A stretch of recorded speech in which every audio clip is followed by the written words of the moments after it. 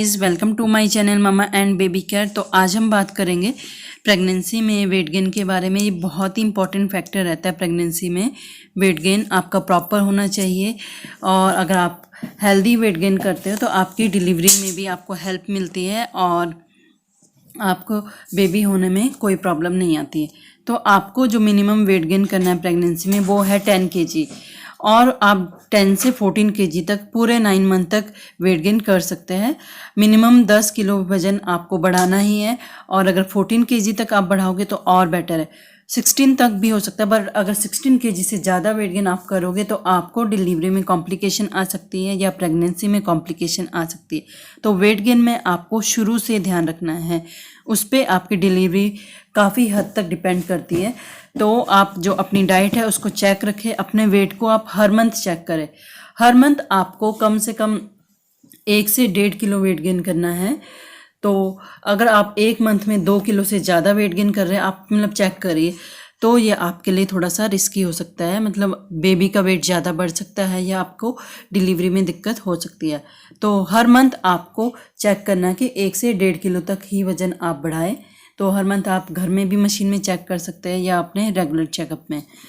अब next thing, जो first trimester आपका होता है उसमें सबसे कम वेट गेन होता है, तो उसमें आपको टेंशन लेने की ज़रूरत बिल्कुल नहीं है, क्योंकि जो हमारा फर्स्ट ट्राइमेस्टर होता है उसमें वॉमिटिंग होती है और भूख कम लगती है। तो इस वजह से आपका वेट गेन स्लो हो सकता है या जीरो भी हो सकता है फर्स्ट ट्राइमेस्टर में, तो उसमें आपको कोई दिक्कत नहीं है। सेकंड ट्राइमेस्टर में आप वेट गेन करना स्टार्ट कर दोगे, जैसे ही आपको भूख लगना स्टार्ट होगी, वॉमिटिंग कम हो जाएगी। और थर्ड ट्राइमेस्टर में आप सबसे ज़्यादा वेट गेन करते हो, जो आपका थर्ड ट्राइमेस्टर होता है। तो स्टार्टिंग में कुछ जो लेडीज़ होती है उनके साथ ये होता है कि 5th मंथ तक उनका पेट नहीं दिखाई देता है। तो इसमें भी कोई टेंशन की बात नहीं है, क्योंकि जब आप वेट गेन करोगे चाहे सेकंड ट्राइमेस्टर में चाहे थर्ड ट्राइमेस्टर में, तो पेट दिखना भी स्टार्ट हो जाएगा। इससे बेबी की ग्रोथ में कोई फ़र्क नहीं पड़ता है। ये क्वेश्चन अक्सर आता है। तो बस वेट गेन के लिए आपको डाइट पर ध्यान देना कि आपकी हेल्दी डाइट होनी चाहिए, जिसमें कि कैल्शियम, मिल्क ये इंक्लूड रहना चाहिए।